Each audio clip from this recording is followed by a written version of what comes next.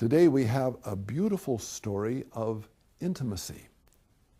Mary is a dear friend of Jesus, and she comes in his presence while Jesus is lying down. Now, when people ate meals at the time of Jesus, they didn't sit in chairs as we do, but they would recline on cushions, and the food would be brought, and they'd reach over probably with one hand and eat.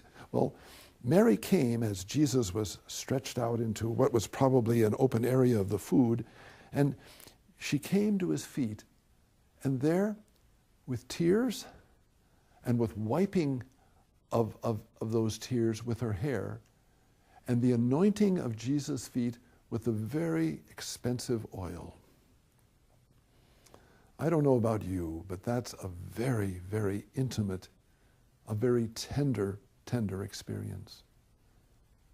And yet, as we read through the gospel, we find that this intimacy, this tenderness, is contrasted in a big way with Judas. Oh, he comes up and he says, why did we waste that oil when it could have been sold and given to the poor and all kind of good things happen? Isn't it so true that whenever we come into a challenge of intimacy, of giving, so many times we run into people that are opposed to that, are pushing it away and wanting things to stay on perhaps a superficial level. The message today, I think, is we are called to a deep sense of intimacy with God. Even though that intimacy might be difficult, that's where we find it. And that intimacy is an intimacy that is certainly physical, and I hope that husbands and wives can find that with a deep encounter with God and the love, the physical love that they have for each other.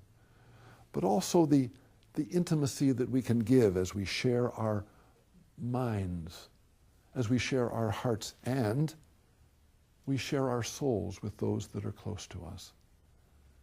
Intimacy, tenderness, it's what Christianity is all about. Christ reaches out to us. May we have courage today, especially now during Holy Week, to overcome our fear of that intimacy and come very close to Christ.